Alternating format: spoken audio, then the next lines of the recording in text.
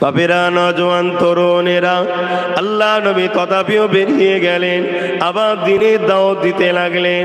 ওই সময় আবু জেহেল উতবা সাহেব আমার নবীর সঙ্গে দ্বিতীয় দিন তৃতীয় দিনে আবারও খারাপ ব্যবহার করলেন। আল্লাহ নবী ফিরে আসতে লেগেছে, আবু বকর সিদ্দিকের সঙ্গে দেখা হয়ে যায়। আবু বকর সিদ্দিক আমার নবী পাক যখন বললেন, আবু বকর আপনি আমার কথা মেনে নেবেন, আল্লাহ নবী বললেন, কি কথা বলতে লেগেছেন? দেখুন ওখানে মোবাইলে ব্যস্ত, আমি এই করি তোদের পিছনে, কেন ফোন করবে তুমি? হ্যাঁ, হযরতে নবী ঈসা আলাইহিস সালাম চলে যাবার পর 570 বা 530 বছর কম বেশি এই পৃথিবীতে কোনো সৃষ্টিকর্তার পক্ষ থেকে মেসেজ দাতা, নবী, রসুল, পয়গম্বর বা আসমানি কোনো কিতাব নিয়ে কেউ আসেনি। এই না আসার দরুন, ইনসাফ, ইনসানিয়াত নাই, সত্যতা, সাম্য এইসব শিক্ষা না দেওয়ার দরুন এই পৃথিবীর মানুষগুলো মানবরূপী সব পশু হয়ে গিয়েছিল। নিজের মায়ের সঙ্গে নোংরা রিলেশন করত, বেটির সঙ্গে করত, বেটিদেরকে জ্যান্ত পুঁতে দিত, বাচ্চা বাচ্চা গরিবের ছেলেদের ঘরে 360টা নকল খোদা করেছিল তাকে খুশি করার জন্য বলি দিত, ইত্যাদি ইত্যাদি। অ্যাকচুয়ালি অসভ্যতার স্টিম রোলার পৃথিবীতে দাউ দাউ করে জ্বলছিল, চলা শুরু হয়েছিল, দাবানল শুরু হয়েছে অশান্তির, আগুন শুরু হয়েছে দাবানল। এই রকম অসভ্য বর্বর সমাজকে সভ্য, ইনসাফ, ইনসানিয়াত, মানব প্রেম, মানববন্ধন, সম্প্রীতি, ঐক্য, ভ্রাতৃত্ব, মহান সৃষ্টিকর্তা যে জন্য সৃষ্টি করেছে সেই রাস্তা দেখাবার জন্য আজ থেকে 570 খ্রিস্টাব্দে 12 রবিউল আউয়াল সোমবার শবে সাদেকের সময় হযরত আব্দুল্লাহ হুজুরের ঘরে আম্মা আমেনা হুজুরের কোলে আল্লাহ তিনার বন্ধু রাহমাতাল লিল আলামিনকে পাঠিয়েছিলেন। জোরে বলুন সুবহানাল্লাহ। আমার নবী পাক এসে আস্তে আস্তে বড় হলেন। ছোটবেলা থেকে নবীর উঠা বসা, চাল চলন, কথাবার্তা কোনো বেমেসাল পুরো পৃথিবীতে ছিল না, তার জুড়া কেউ ছিল না, সব ফিতনা ফাসাদের মধ্যে জড়িয়ে। কিন্তু আমার রাসূল পাক সাল্লাল্লাহু আলাইহি সাল্লাম ছোটবেলা থেকে মানুষের দুঃখ দেখলে ব্যথিত হতেন, কেউ বিপদে পড়লে তার পাশে দাঁড়াতেন, ক্ষুধার্তকে খানা খাওয়াতেন, কখনো ঝুটা বলতেন না, কখনো আমানত খেয়ানত করতেন না, কারোর সঙ্গে ঝগড়া করতেন না, কারোর সঙ্গে অভদ্রতা করতেন না। অ্যাকচুয়ালি ইনসাফ, ইনসানিয়াতের যে উত্তম আদর্শ আমার রাসূল ছোটবেলা থেকে দেখাচ্ছে। তো এলাকার মানুষের সবার কাছে কিন্তু মুহাম্মদ সাল্লাল্লাহু আলাইহি ওয়াসাল্লাম একটা পিয়ারা পাত্র হয়ে উঠছে। জোরে বলুন সুবহানাল্লাহ। কিন্তু ইনি যে আখেরি নবী হবে এটা সবাই জানে না। কিন্তু আমার নবী একদিন শাম দেশে বিজনেসের জন্য চাচার সাথে যাচ্ছিল, এক ইহুদি ধর্মগুরুর একটা ওখানে, যেমন আমাদের কি বলে খানকা থাকে, তাদের ধর্মীয় একটা স্থান ছিল, সেই জায়গায় একটা ইহুদি রাহেব ছিল, গির্জা বা চার্চ যেটা বলেন সেখানে ছিল। সে দূর থেকে আমার রসুলকে দেখতে পেয়েছে। দেখতে পাওয়ার পর সেই ইহুদি রাহেব পুরো সাহাবা, মক্কার যারা কাফেলা ছিল আরো, তাদের সবাইকে দাওয়াত দিয়েছে। কিন্তু ইহুদি ধর্মগুরুটা আমার রাসূলুল্লাহকে ফলো রেখেছে। আমার নবী সাথী সঙ্গীদেরকে, চাচাদের সবাই বলল আপনারা দাওয়াতে যান, আমি মালপত্রগুলো পাহারা দিই।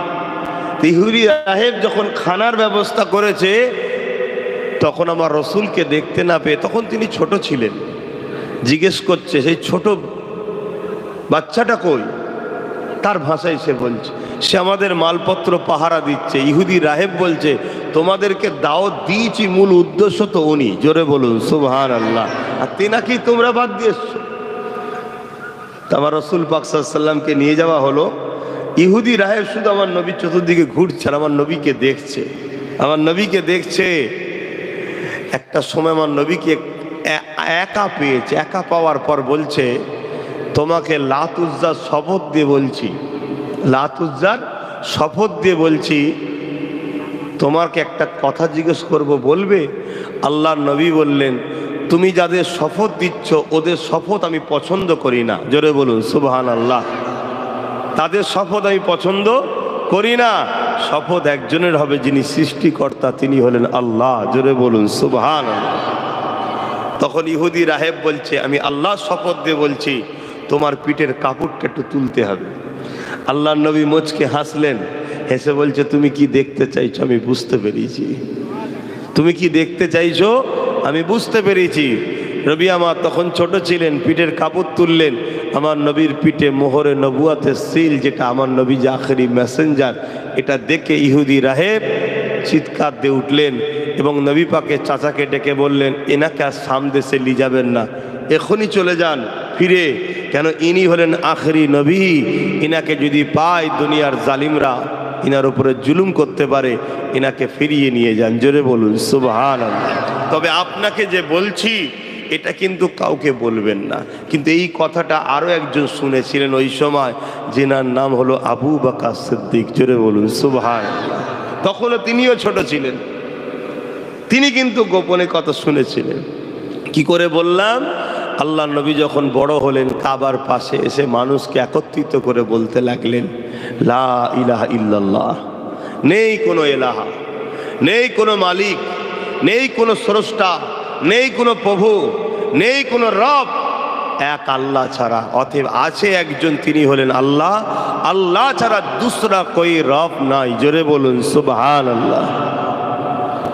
এই কথা যখনই বললেন, হযরত আবু বকর সিদ্দিক বললেন, হুজুর আমি এটা শুনেছিলাম, আমি অপেক্ষায় ছিলাম কখন আপনি দাওয়াতটা দেন। হুজুরের হাতে হাত দিয়ে সিদ্দিক আকবর ইমানের কালেমা পড়ে ইসলাম আমার নবীর দিকে চলে আসলেন। জোরে বলুন সুবহানাল্লাহ। তার আগে কিন্তু সিদ্দিক আকবর দ্বীনে ইব্রাহিমের ওপরে ছিলেন, এটাও মাথায় রেখে দেন। জাহিলিয়াত যুগের মতোই আদর্শ সিদ্দিক আকবরের ছিল না। কেন আজ সমাজের বুকে সব ফিতনা ছড়ানো হয়তো, তাই একটু ধরিয়ে দিলাম।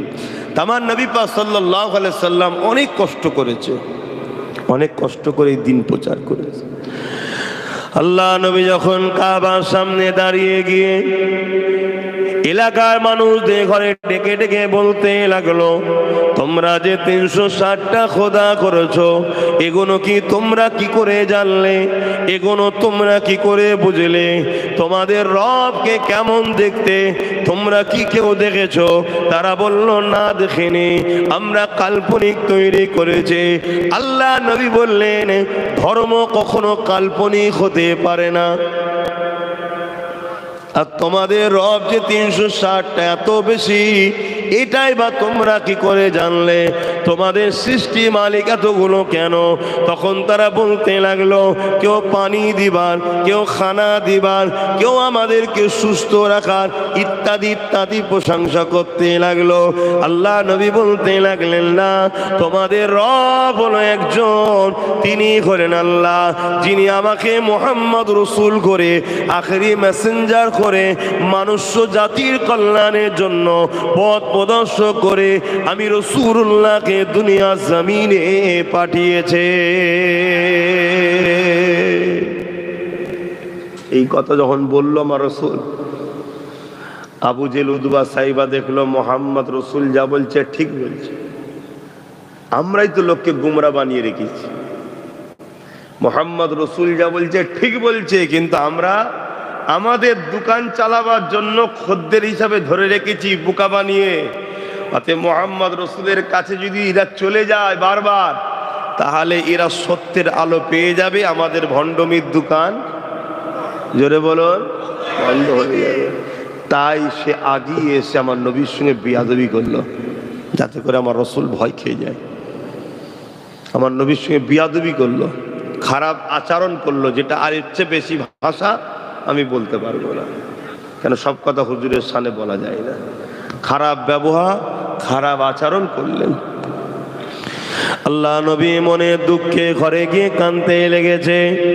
আমার আল্লাহ বা আওয়াজ দিয়ে দিলে, আমার হাবিব আপনি মনে দুঃখ নেবেন না, আপনি কষ্ট নেবেন না, আপনি কাঁদবেন না। কেন? আমি আল্লাহ লিল্লাহি মা ফিস সামাওয়াতি ওয়া মা ফিল আরদ, জমিন আসমানের একমাত্র মালিক, সবকিছু আমি বানিয়েছি। কিন্তু এই বানাবার পিছনে উদ্দেশ্যটা হলো আপনি আমার বন্ধু, আপনার জন্যই বানিয়েছি। আমার হাবিব, আমি আল্লাহ আপনাকে সত্য সুসংবাদ দাতা করে পাঠিয়েছে। আপনি মানুষকে ন্যায়ের কথা শুনিয়ে দেন, কে মানবে না মানবে আমি আল্লাহ তার সঙ্গে বুঝে নেব। আমি আল্লাহ আপনাকে কোনো প্রশ্ন করব না। আমি আল্লাহ কিয়ামতের দিনে আপনাকে প্রশ্নের সম্মুখীন হতে দেব না।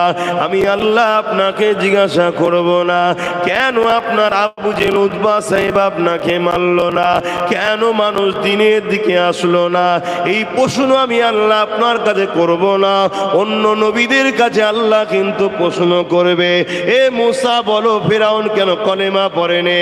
এ বলো ইব্রাহিম তোমার উম্মত কেন, নমরুদ কেন কলেমা পড়েনি? এইভাবে সমস্ত নবীদেরকে প্রশ্ন করবে।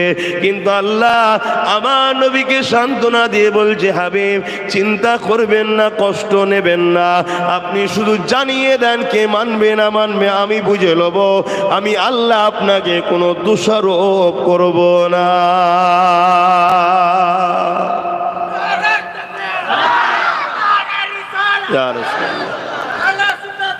জিন্দাবাদ আল্লাহ।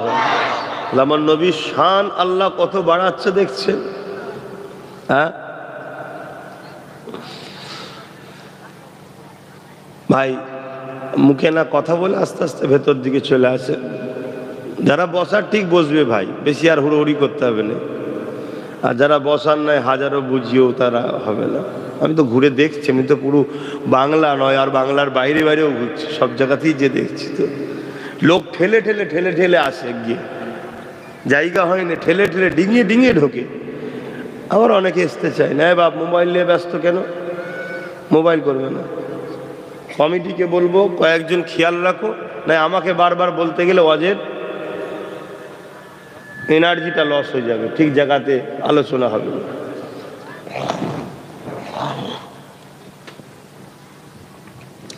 আমার নবী পাক সাল্লাল্লাহু আলাইহি সাল্লামকে আল্লাহ জিজ্ঞেস করছে, বন্ধু পুরো পৃথিবী যদি আমাকে না মানে, আল্লাহ বলছে পুরো পৃথিবী যদি আমাকে না মানে, এতে আমি আল্লাহ আমার কোনো অসুবিধা? জোরে বলুন। আচ্ছা আপনারা সবাই যদি আল্লাহর বিরুদ্ধে চলে যান, আল্লাহর কি হবে? এখন কম্পিটিশনের ধর্ম চলছে, ঠিক না? কম্পিটিশনের ধর্ম। আমার ধর্মে এলে এই ফেসিলিটি, গাড়ি দেওয়া হবে, বাড়ি দেওয়া হবে, নারী দেওয়া হবে, কে ফেসিলিটি চলছে। কিন্তু আমি আজকে মাইকে মুখ দিয়ে বলছি, আমি আব্বাস সিদ্দিকী এবং আমরা সবাই যদি আল্লাহ রসুল থেকে বেরিয়ে যায়, আমার ইসলাম ও আল্লাহ রসুল কোরআনের কিচ্ছু হবে? এটা জোরে বলুন, কিচ্ছু হবে না। কপাল কাদের ফাটবে? আমাদের ফেটে যাবে। হ্যাঁ, ইসলাম জোর করে চলে না। ইসলাম আপনাকে দিলের সাথে, ভক্তির সাথে আপনাকে মেনে নিতে হবে। অত সহজ? আল্লাহ পাক আমার নবীকে জিজ্ঞেস করছেন, বন্ধু পুরো পৃথিবীর লোক যদি আমাকে না মানে, এতে আমার কিচ্ছু হবে না বন্ধু, কিন্তু আপনি আমাকে মানেন। আল্লাহ নবী মানে না আল্লাহ জানেন না জানেন না, কিন্তু এই সৌন্দর্য প্রেম বিনিময়টা আমাদেরকে শিক্ষা দিচ্ছে আল্লাহ, যে দেখ আমি আর আমার হাবিব একে অপরকে চাই। তোরা যদি ভালো চাস জুড়ে যা, কপাল ভালো হবে, নাই সব ধ্বংস করে দেবো। যত বড় পাওয়ার হোক, যত বড় সুপার পাওয়ার হোক, আমার আল্লাহর কাছে ধ্বংস করতে শুধু বলবে কুন, কাফ নুন মানে হোজা, সঙ্গে সঙ্গে ধ্বংস হয়ে যাবে। শুনছেন তো? এই বিশাল কায়নাতকে তৈরি করেছেন উনি এই কাফ নুন দ্বারা। কুন শুধু বলেছে হয়ে গেছে। তিনি হলেন স্রষ্টা, সৃষ্টিকর্তা, যিনি আমাদের মধ্যে এমন একটা জিনিস দিয়েছে, পৃথিবী এত তারাক্কি করেছে কিন্তু সেটাকে তৈরি করতে কেউ পাচ্ছে না। কি?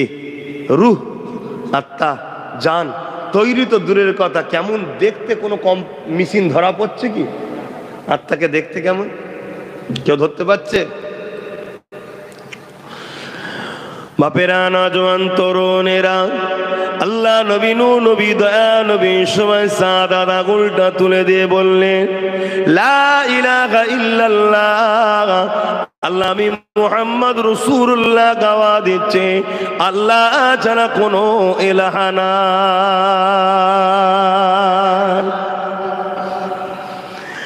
এই নওজোয়ান তরুণেরা, আল্লাহ পাক আওয়াজ দিয়ে দিলেন, এ আমার হাবিব আবু জুলুদবা সাহেব আবুল হাব যদি আমাকে নাও মানে, পৃথিবীর কেউ যদি আমাকে না মানে, এতে আমার কোনো যায় আসে না। বন্ধু আপনি তো আমাকে মেনে নিয়েছেন, আর বন্ধু এটাও শুনে রেখে দেন, পৃথিবীর কেউ যদি আপনাকে না মানে এতে কোনো আপনার কিছু যায় আসে না। কেন আমি আল্লাহ বলে দিই মুহাম্মাদুর রাসূলুল্লাহ, আপনি মুহাম্মদ, আমি আল্লাহ আমার প্রিয় রাসূল। আপনি আমায় মেনেছেন, আমি আপনাকে মেনে নিয়েছি। এখন আমরা যদি কপালকে চমকাতে চাই, আমাদেরকে ইসলামের উপরে মজবুত হয়ে থেকে আল্লাহ রসুলকে মেনে নিতে হবে, আর না হয় আমরা বরবাদ হয়ে যাব। চোখের সামনে কত কোটি কোটি মানুষ আসছে, কোটি কোটি মানুষ মারা যাচ্ছে এমনি এমনি। কেউ তো একজন মালিক আছেন, আর তিনি এমনি এমনি তৈরি করেছিলেন। কেন তৈরি করেছে এটাই তো জানতে হবে। এই জানাবার জন্য তিনি গাইড বুক পাঠিয়েছে। কোনো মানুষের বিধান মানা যাবে না, কোনো মানুষের মত মানা যাবে না। যিনি সৃষ্টি করেছেন তিনার মত, কোরআন মানতে হবে। কোরআন আসমানি কিতাব। পৃথিবীতে লক্ষ কোটি ডলার টাকা খরচ করে রিসার্চ চলছে কোরআনের ভুলবার করার জন্য। কেউ 20, কেউ 30, কেউ 40 বছর রিসার্চের পরে লাস্টে সে বলছে ভুল পেয়েছি, কোরআনের নয় আমার, আমি কোরআন মানিনি, এটাই সব থেকে ভুল। সে কোরআন মেনে নিয়ে কলমা পড়ছে। জোরে বলুন সুবহানাল্লাহ। আর আমরা কোরআনের ঘরের ছেলে হয়ে আজকে আমাদের অবস্থা কি? আমরা কোরআন মানি? হ্যাঁ, কোরআনটাকে বিশ্বাস করি, তার মধ্যে যা আছে সেটা তো মানে জীবন করতে হবে, তবে তো শান্তি পাবো। বাপেরা, নওজোয়ান তরুণেরা, আল্লাহ নবী তথাপিও বেরিয়ে গেলেন, আবার দিনের দাওয়াত দিতে লাগলেন। ওই সময় আবু জুলুদবা সাহেব আমার নবীর সঙ্গে দ্বিতীয় দিন তৃতীয় দিনে আবারও খারাপ ব্যবহার করলেন। আল্লাহ নবী ফিরে আসতে লেগেছে, আবু বকর সিদ্দিকের সঙ্গে দেখা হয়ে যায়। আবু বকর সিদ্দিক আমার নবী পাক যখন বলল, আবু বকর আপনি আমার কথা মেনে নেবেন, আল্লাহ নবী বললেন কি কথা বলতে লেগেছেন? দেখুন ওখানে মোবাইল ব্যস্ত, আমি এই করি তোদের পিছনে। কেন ফোন করবে তুমি? হেন কিছুক্ষণ দুনিয়াদারি ছাড়তে পারছো না? কিছুক্ষণ দুনিয়াদারি ছাড়ো, মরে গেলে তো সবাই ভুলে যাবে, তোমার আখিরাতে কি হবে? আল্লাহ নবী যখনই বললে আবু বকর তুমি কি আমার কথা মেনে নেবে, হযরত আবু বকর সিদ্দিক বললেন কি কথা বলতে লেগেছেন? আল্লাহ নবী ওই সময় বলতে লাগলেন, লা ইলাহা ইল্লাল্লাহ আনা মুহাম্মাদুর রাসূলুল্লাহ, আমি মুহাম্মদ আল্লাহর প্রেরিত রাসূল, আর আল্লাহ ছাড়া কোনো ইলাহা নাই, এটা কি মেনে নেবে? হযরত আবু বকর সিদ্দিক কোনো প্রশ্ন না করে হযরত আবু বকর সিদ্দিক আমার নবী পাকের হাতে হাত দিয়ে ঈমানে নূরে কলেমা পড়ে নবীর পাশে দাঁড়িয়ে যায়। বয়স্কদের মধ্যে, পুরুষ বয়স্কদের মধ্যে সর্বপ্রথম যিনি কলেমা পড়েছেন হযরত আবু বকর সিদ্দিক। জোরে বলুন সুবহানাল্লাহ। আর নারীদের মধ্যে সর্বপ্রথম যিনি কলেমা পড়েছেন হযরত খাদিজাতুল কুবরা রাদিয়াল্লাহু তাআলা আনহা। জোরে বলুন সুবহানাল্লাহ। আরেকজন কলেমা পড়েছেন, বয়স তিনার তখন ছিল 12 বছর, কোন এতে আছে 8 বছর। তিনি হলেন মওলা আলী শেরে খোদা রাদিয়াল্লাহু তাআলা আনহু। জোরে বলুন সুবহানাল্লাহ। আজ 72 দলের মধ্যে কিছু ফেরকা বেরিয়েছে, তাদের আকীদা হলো হযরত আলী হুজুর নাকি মদ খেয়ে নামাজ পড়েছে। শুনছেন? এটার বিচখানে বলে দিয়ে গেলাম। উনি 12 বছর বয়সে কলেমা পড়েছে।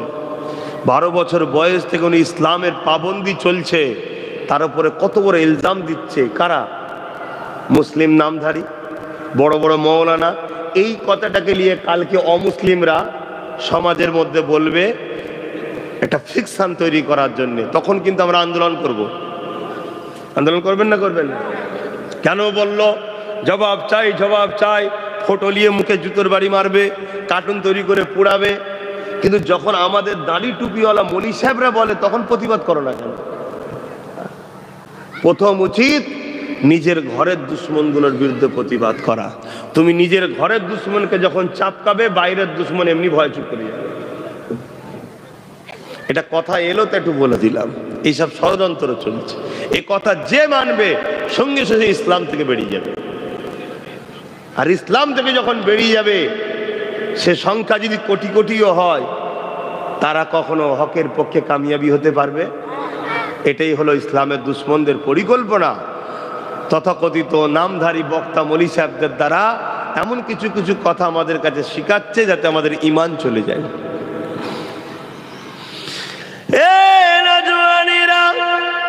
আল্লাহ নবী হযরত আবু বকর সিদ্দিককে পেয়ে বড় খুশি হয়ে গেলেন। আমার নবী পাকের হাতে হাত দিয়ে সবে একজন হাত দিলেন, কেউ আর শুনতে চাইছে না। আল্লাহ নবী আবু বকর সিদ্দিককে নিয়ে কাবার পাশে চলে গেলেন। এ আবু বকর, কেউ আমার কথা নিচ্ছে না, আপনি তো আমার কথা মেনেছেন, এদেরকে একটু বলেন কেন? আবু বকর সিদ্দিকেরও মক্কায় একটা ভ্যালু ছিল, নাম ছিল। কেন তিনি ছোটবেলা থেকে মক্কার মানুষের মতো অন্যায় অত্যাচার করতেন না, তিনি বড় ভদ্র সভ্য নম্র মানুষ ছিলেন। এ আবু বকর সিদ্দিককে মক্কা মানুষরা বড় গুরুত্ব দিত।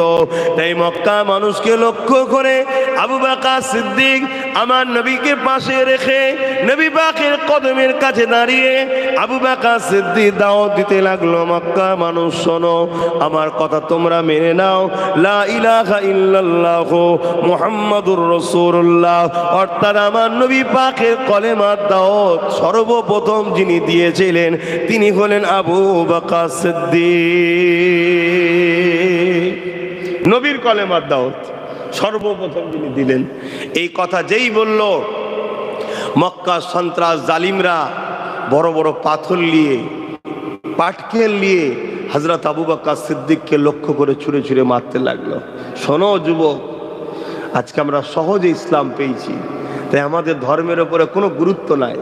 আর আমাদের গুরুত্ব না থাকার দরুন জোর জবরদস্তি ওয়াকফকে পাস করার প্ল্যান করতে চাইছে, জোর জবরদস্তি, কোন রকম আইনকে তাওয়াক্কা না করে, সংবিধানকে বুড়াগুল দেখিয়ে, গায়ে জোর দেখিয়ে পাস করাতে চাইছে। কেন? আমার কওমের যুব সমাজ গাফিল, আমার কওমের যুব সমাজ ধর্ম থেকে অনেক দূরে, আমার কওমের যুব সমাজ তারা ঘুমোচ্ছে, এটা খুব ভালোভাবে ইসলামের দুশ্মনরা বুঝে নিয়েছে, তাই এই সাহসটা দেখাচ্ছে। যদি জানতো এদের মধ্যে আজও সালাউদ্দিন আইবি আছে, আজও খালিদ বিন ওলীদ আছে, তাহলে এই ভুলটা কখনো তারা করার সাহস নিত না। তবে আলহামদুলিল্লাহ এটা আমি বলতে পারি, ইসলাম ছিল, আছে, থাকবে, কথা বুঝে আসছে, কিন্তু আমাদের দ্বারা নয়, আমরা ইসলামের কোনো উপকার করতে পারলাম না, আমরা ইসলামের খেদমত করতে পারলাম না। আল্লাহর পক্ষ থেকে যখন মার আসবে, ওই মারে কিন্তু আমরাও ধ্বংস হব। কেন? আমরা তো ইসলামের নয়। আমরা যদি ইসলামের হতাম, নিজের ঘরের জন্য, নিজের জমির জন্য, নিজের দলের জন্য, নিজের লিডারের জন্য মারপিট করতে পারলাম, আল্লাহর ঘরের জন্য করতে পারলাম কই? এটা কিছু ভুল বলা হচ্ছে নাকি? তাহলে আমরা সেই মুসলমান নয়। তাহলে আল্লাহর পক্ষ থেকে কিন্তু মার আসবে, আল্লাহ তো তার ঘরকে বাঁচাবে, আল্লাহ তো তার দিনের জন্য যথেষ্ট, ঠিক না? যেমন আমেরিকা চেয়েছিল আজান বন্ধ করে দেবো, আমি এখানেও আপনাদের বলে যাই, খুব শিগগিরই আমার দেশে আইন হবে, খুব শিগগিরই লাউড স্পিকারে আজান বন্ধ হবে, বক্সে আজান দিতে বলবে, খুব দেখবেন।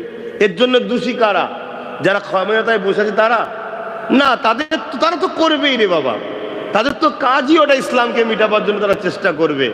কিন্তু এর চেয়ে সবচেয়ে বড় দোষী হলো আমার কওমের যুব সমাজ, আমার কওমের ছেলেরা। এতে আপনারা আমার কথা নিতে পারবেন কি পারবেন না সেটা আমি জানি না, কিন্তু আমার কওমের গাফলতির জন্য আমার কওমের ছেলেরা মসজিদে যায়, যুবক ছেলেরা, বলুন, এই গাফলতির জন্যই আজকে এই জিনিসটা হবে। তো যাক, তো সেই জায়গাতে আমেরিকা বন্ধ করে দিয়েছিল, কিন্তু খোদার মার যেই শুরু হলো, আজকে সেই আমেরিকার নিউ ইয়র্ক থেকে শুরু করে ওয়াশিংটন থেকে শুরু করে তারা প্রকাশ্য মাইক আজান দিতে বলছে, মসজিদগুলোতে মাইক আজান চলছে। জোরে বলুন সুবহানাল্লাহ। তা আল্লাহর দ্বীনের জন্য আল্লাহ যথেষ্ট। আবার বলছি, তুমি আমি যদি দ্বীনের খাদেম হতে পারি, আল্লাহ তোমাকে আমাকে গজব থেকে বাঁচিয়ে দেবে। আর যখন তুমি আমি দ্বীনের খাদেম নয়, আল্লাহর মারে তুমি আমিও শিকার হব, এটা মনে রেখে দেবে।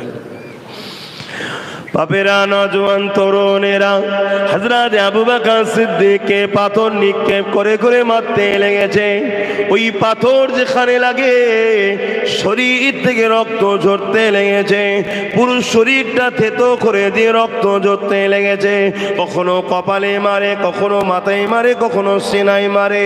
যেখানে পাথর লাগে কেটে গিয়ে রক্ত ঝরতে লেগেছে। এইভাবে রক্ত পড়তে পড়তে পড়তে কাবার জমিনে হযরত আবু বকর সিদ্দিক আল্লাহ নবীর জন্য, দ্বীনের জন্য সর্বপ্রথম রক্ত কাবা জমিনে দিয়ে অজ্ঞান হয়ে পড়ে যায়। ওই দিন নিষ্ঠুর পাষাণ বেঈমান জালিমেরা তারা আমার নবী পাককেও ছাড়ে নেই, আমার নবী পাকের ওপর অনেক জুলুম করেছে, আমার নবী পাকের ওপরে অনেক অত্যাচার করেছে। আল্লাহ নবীর উপরে জুলুম যখন করতে লাগলো, একদিকে আবু বকর সিদ্দিক অজ্ঞানে পড়ে রইল, আর একদিকে দুজাহানের সুলতান নবীদের নবী নূর নবী দয়া নবী তিনি অজ্ঞান হয়ে পড়ে রয়ে গেলেন।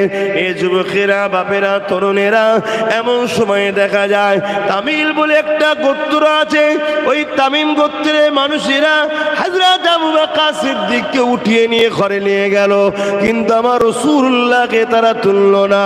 তারা আমার নবীকে ওখানে ফেলে রেখে দিয়ে চলে গেল। কত কষ্ট করে ইসলাম এসেছে যুবক, দেখো সেই ইসলাম আজকে চোখের সামনে যেমন করে খুশি মুনাফিক আর জালিমরা ধ্বংস করতে চাইছে, আর আমরা নিজেদের জানমাল, পরিবার, বাচ্চাদের ময়াতে জড়িয়ে রয়ে গেলাম। মনে রাখবেন, এর বিচার কিন্তু আল্লাহ পাক অবশ্যই নেবে। আল্লাহ নবীর সাহাবী আবু বকর সিদ্দিককে উঠিয়ে নিয়ে যাওয়া হলো। ঘরে গিয়ে মায়ের কোলে মাথা দিয়ে অজ্ঞান ও চৈতন্য হয়ে পড়ে রয়েছে। মা চোখ ভরা পানি নিয়ে কাঁদে, আর এই পাথরের বালি কোনাগুলো ধুলোগুলো পরিষ্কার করতে লেগেছে, রক্তগুলোকে পরিষ্কার করতে লেগেছে। হঠাৎ করে এদিকে আমার নবী পাক কাবার জমিনেতে আমার নবী পাক সাল্লাল্লাহু আলাইহি সাল্লামের হুঁশ ফিরে এলো। নবী আমার উঠে বসে পড়লেন। আল্লাহ নবী আবু বকরকে ডাক দিতে লাগলেন, ইয়া আবু বকর, ডাক দিতে লাগলেন। কিন্তু আবু বকর সিদ্দিকের ডাকে কোন রাসূলুল্লাহর ডাকে কোনো জবাব পেল না। আবু বকর সিদ্দিক জবাব দিতে পারল না, কেননা তিনি ঘরে চলে এসেছে, তেনাকে ঘরে তুলে নিয়ে এসেছে তামিম গোত্রের মানুষেরা। কিন্তু আমার নবীর উপরে এত রাগ, নবীকে তুলে না, আবু বকর সিদ্দিককে তুলে নিয়ে এসে মায়ের কোলে। তখন আমার কথা মাইকা যে বুঝতে পারছেন তো নাকি? হ্যাঁ, কেন আমরা একটু ধর্ম করে নিজেকে বিরাট কিছু মনে করতে শুরু করেছি তো, আর ইসলামটা এলো কাদের দ্বারা, কিভাবে, এটা আমরা ভুলে যাচ্ছি। তা মা সিদ্দিক আকবরের শরীরের রক্ত বালিকোনাগুলো পরিষ্কার করতে লেগেছে। আল্লাহ নবী হুঁশ এলেন, নবী উঠে বসলেন। বসে নবী বলছেন, ডাকছেন, আবু বকর, সাড়া পেচ্ছে না। হাত তুলেছে নবী আমার, আল্লাহ আল্লাহ, আপনি আমাকে বড়ই ভালোবাসেন। একজনই কলেমা পড়েছে, আবু বকর, তাকে তুলে নেবেন না, আমার সাথী বানান। জোরে বলুন সুবহানাল্লাহ। মুসলমান ঘরে ছেলে মেয়েরা, তরুণেরা, আল্লাহ নবীর দোয়াটা কবুল হয়ে গেল। আবু বকর সিদ্দিক মায়ের কোলে চোখটা খুলে তাকালো। তাকাবার পরেই জবান দিয়ে কি বলে শুনো, শুনে রেখে দাঁড়, ইয়া উম্মি কাইফা হালুন নবী, আমার আম্মা জান, আমার নবী কেমন আছে?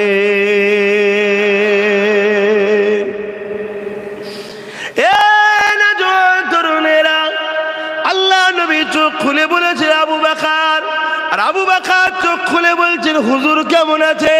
কি মুহাব্বত তাদের মধ্যে ছিল দেখেন।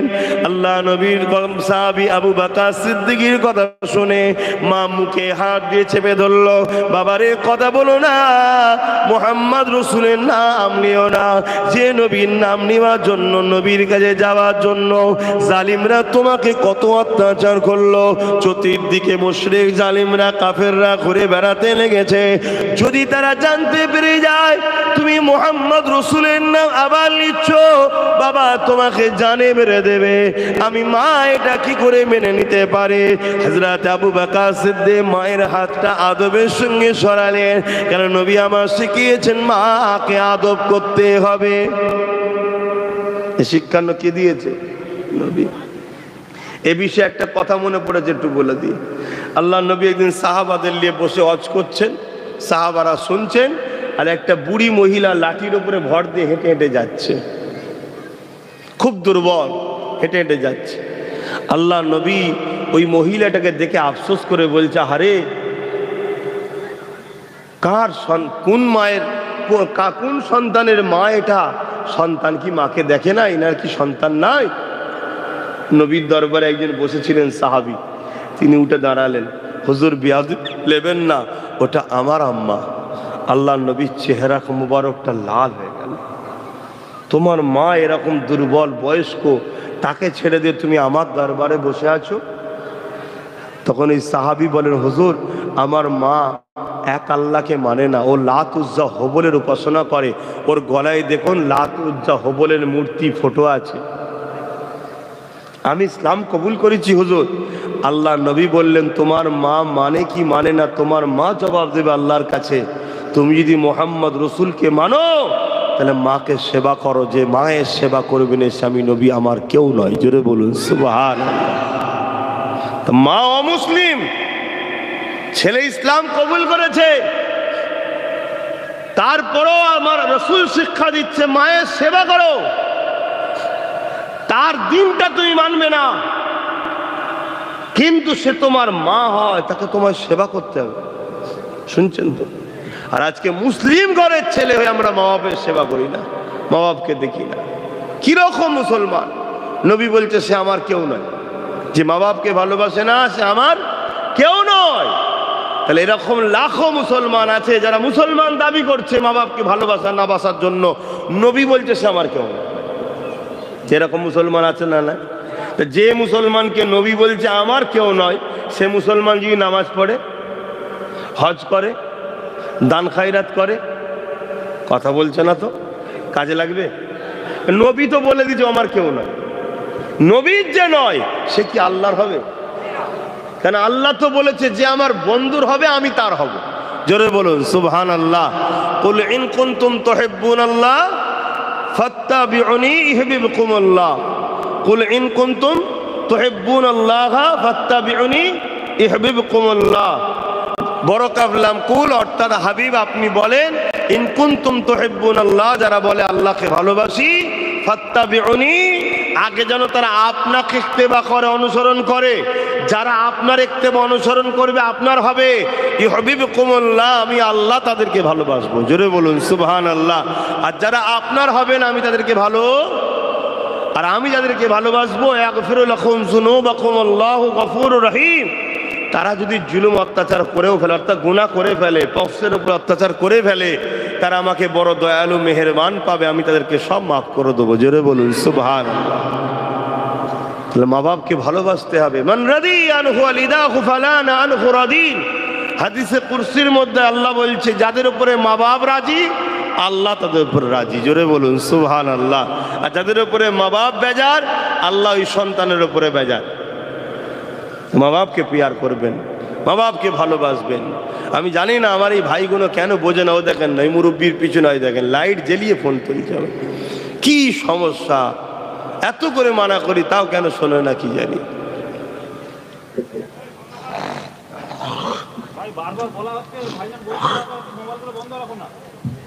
শোনো ভাইরা আমার, তুমি ইসলাম মানবে, চলবে, এতে যেমন অনেকের সমস্যা হয়, তার থেকে সমস্যা হলো ইসলামের প্রচার করলে সব থেকে বড় সমস্যা হচ্ছে। কেন ইসলামের প্রচার যত হচ্ছে, ইসলামের সত্য মেসেজ চতুর্দিকে ছুটছে, আর যত সত্য মেসেজ ছুটছে, সেদিন যেমন আবু জেহেলের দলের লোকেরা সব ইসলামে চলে এসেছিল, আজকের আবু জেহেলের দলের লোকগুলো সব ইসলামে চলে আসছে। জোরে বলুন সুবহানাল্লাহ। এজন্য ইসলামের প্রচারটাকেই ব্যান করে দিতে চাইছে। কথা শুনছো?